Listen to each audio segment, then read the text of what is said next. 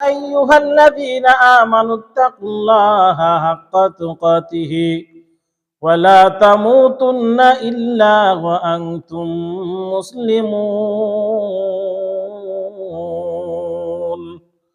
আল্লাহ রাব্বুল আলামিন ডাক দেয়া কয় উম্মতের দল, দুনিয়ার বান্দা বান্দির দল, খাঁটি মুসলমান মুত্তাকি না হয়ে কেউ কবরে আসিও না।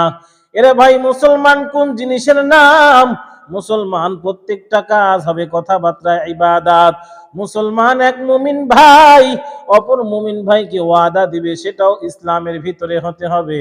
এরে ভাই, আজকালকাল আমরা অনেক সময় ওয়াদা ভঙ্গ করিয়া ফেলাই, অথচ লক্ষ্য করে দেখেন সাহাবায়ে কেরাম কেমন ভাবে ওয়াদা পূর্ণ করেছে।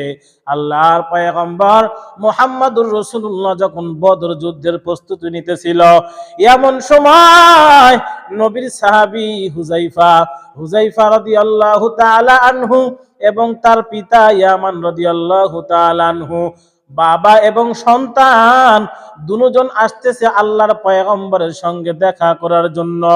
আল্লাহর বান্দারা যখন মদিনায় রওয়ানা, রাস্তার ভিতরে আবু জাহেলের সঙ্গে সাক্ষাৎ হয়ে গেল।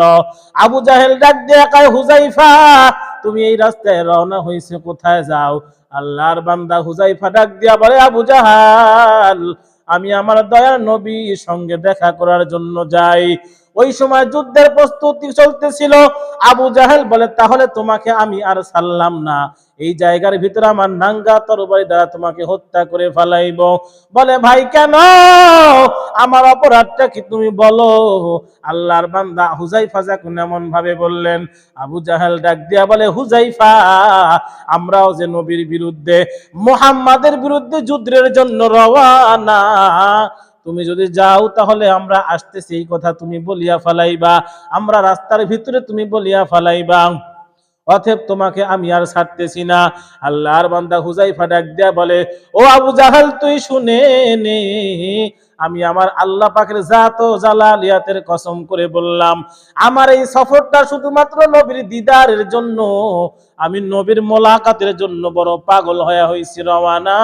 আমি পয়গম্বরের সঙ্গে সাক্ষাৎ করব, এর বেশি আমি কিছুই করব না।